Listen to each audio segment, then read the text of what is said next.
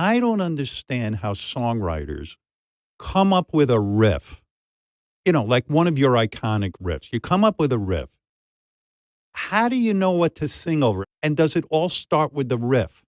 Yes, it definitely starts with the riff.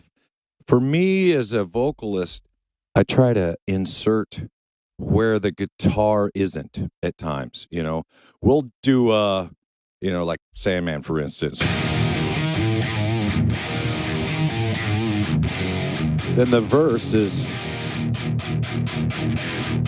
you simplify the riff so the vocal has its place to jump around, Kirk came up with that riff. I know I've read like 3 a.m, Kirk, you're laying in bed and you heard that Correct. kind of riff. And I know Lars then said to you, why don't you do this and this and this to the riff? But play the original riff, Kirk, that you came up with before you even showed it to James. Literally, Howard, is at 3:00 in the morning, and I played it like this.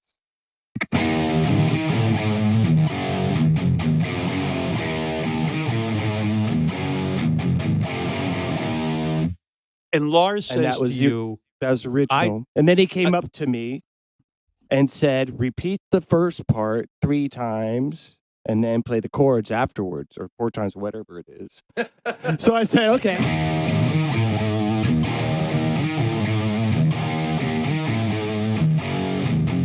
You hear the 3 and 1 in that?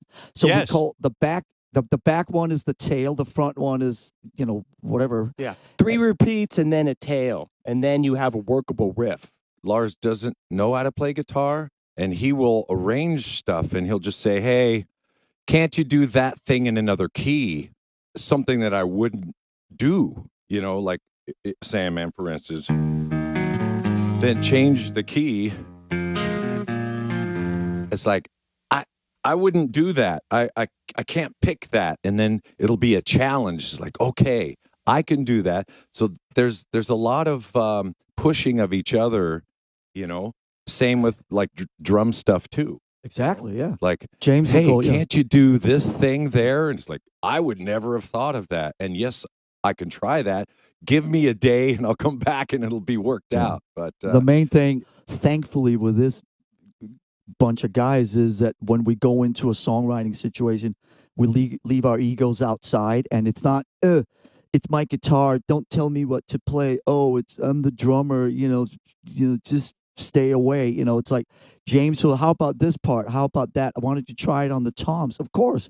And I'll throw stuff back to James, go, why don't you try this, try a different key, why don't you down pick it, but instead of try to galloping it, or try to go chugs instead of double picking or whatever. And that there's that freedom because there's trust. And when there's the trust, there's the love. And then you're not, there's nothing that's going to happen by getting into each other's stuff that's going to affect the relationships. And that's a great thing.